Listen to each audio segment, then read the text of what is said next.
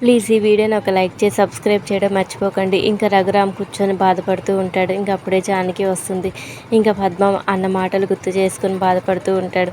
అన్నయ్య దేవుడి దయ వల్ల శ్రీనుకి ఉద్యోగం వస్తే శ్రీను వేరే ఇల్లు తీసుకొని చారు శ్రీను ఇద్దరు సంతోషంగా ఉంటారు అన్నయ్య అని చెప్పి ఇంకా పద్మ చెప్పిన మాటలు గుర్తు చేసుకొని బాధపడుతూ ఉంటే ఇంకా అప్పుడు జానకితో, ఏంటి జానకి, శ్రీనుకి ఉద్యోగం వస్తే వాళ్ళు వేరే ఇల్లు తీసుకొని ఉంటారా? శ్రీను మన కళ్ళ ముందే పెరిగాడు కదా, పెళ్ళి మనుషుల్ని విడదీస్తుందా Janaki?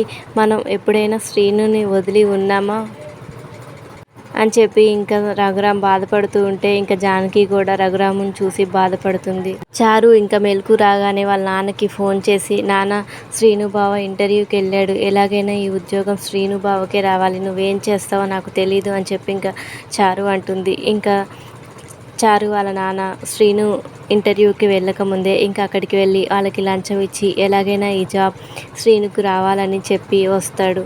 Thank you for watching. Please subscribe my channel.